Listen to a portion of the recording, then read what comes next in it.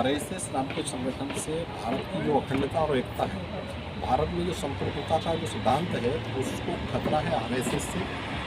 RSS से इसलिए खतरा है कि जब हमारे देश में आज़ादी की लड़ाई चल रही थी, स्वतंत्रता संग्राम चल रहा था, तो उस समय हिंदू महासभा और तमाम जो उस समय के तथाकथित जो लीडर थे, उन लोगों ने स्वतंत्रता का भी विरोध किया था और वो राष्ट्र को आज़ाद होने से भी रोक रहे थे। उन्होंने उस समय भी अंग्रेजों की, भारतीय जो क्रांतिकारी थी, उनकी जो है वो खुफिया जानकारी दुश्मनों को बताने का काम किया और आज भी इस देश में संविधान को मानने से आरएसएस रोक रहा है।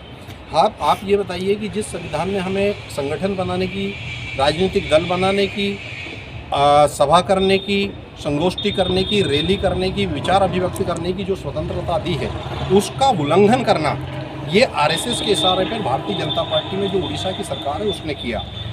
अगला हम आरएसएस से इसलिए ये विरोध दर्ज करा रहे हैं कि आरएसएस के जो लोग हैं, वो ज़्यादातर लोग वो आतंकवादी गतिविधियों में पकड़े गए हैं।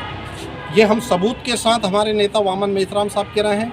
आरएसएस के लोग ऐसे कई सारे क्षेत्रों में जो है वो संदिग्ध उसमें पाए गए हैं और इस सबसे बड़ा जो उनका देशद्रोह का काम है वो ये है कि वो देश के संविधान को नहीं मान रहे हैं। हमें जो परमिशन 2 महीने पहले उड़ीसा शासन प्रशासन ने दी, वो हमारे 2 महीने से लगातार हमारा 100 एकड़ ज़मीन के ऊपर काम चल रहा था। कम से कम 2 से 3 लाख लोग वहाँ जमा होना था। उस परमिशन को हमारे 26 दिसंबर को कार्यक्रम शुरू होना था, राष्ट्रीय अधिवेशन, तो उन्होंने 23 और 24 तारीख को उस पर बैन लगा दिया, वो ये कह करके कि आपकी परमिशन निरस्त की जाती है। हमने कारण जानना चाहा कि कोई वजह तो बताएं। बोले नहीं, वो कुछ सुरक्षा कारणों से हम इसको निरस्त कर रहे हैं आपके अधिवेशन को। तो यदि सुरक्षा ही मुद्दा था तो वो हमें 1 माह पहले कह सकते थे, 20 दिन पहले कह सकते थे। 2 महीने तक उनकी नाक के नीचे शासन को, वहाँ तो कमिश्नर कार्यालय था, वहाँ हमारा काम चलता रहा। उनने इन वक्त पर हमारा साजिश करके आरएसएस ने ही हमारे कार्यक्रम को रुकवाया है। तो आरएसएस ने ये हमारे ऊपर बड़ा उपकार किया है। इस देश में उनने भारत मुक्ति मोर्चा और बहुजन अम्बेडकर मूवमेंट पे बड़ा उपकार किया है। अब इस देश में आर पार की लड़ाई होगी। अब दुश्मन को ये मालूम पड़ गया है, देश की जनता को ये मालूम पड़ गया है कि वामसेब और भारत मुक्ति मोर्चा जो भारत का सबसे बड़ा संगठन है, आरएसएस की टक्कर देने वाला संगठन है, उसकी परमिशन अगर सरकार निरस्त कर देती है तो ये छोटे मोटे जो जातीय संगठन बनाने वाले लोग हैं, ये जो छोटे मोटे जो अन्य संगठन बना, इनकी क्या मजाल है।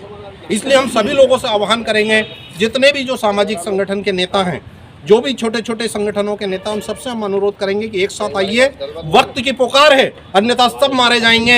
ये वही लोग हैं जिन्होंने आज़ादी का विरोध किया, ये आरएसएस के वही लोग हैं, बजरंग दल के वही लोग हैं जिन्होंने इस देश को स्वतंत्र होने से रोका, ये वही लोग हैं जिन्होंने होम रूल का कानून लागू करने की वकालत की थी, ये मनुस्मृति को लागू करवाना चाहते थे। और आज ये स्वतंत्र भारत, आज नेपाल देख लीजिए, बांग्लादेश देख लीजिए, पाकिस्तान देख लीजिए, आप भूटान देख लीजिए, तमाम आसपास के वो तमाम 22-24 देश जो कभी अखंड भारत का हिस्सा था, वहाँ अस्थिरता फैली हुई है, राजनीतिक अस्थिरता फैली हुई है। लेकिन भारत में आज अगर स्थिरता है, राजनीतिक अगर अखंडता है, तो उसका एकमात्र कारण संविधान है। अगर इस संविधान को मिटा दिया तो मेरा देश मिट जाएगा, मेरा देश खत्म हो जाएगा। और ये हम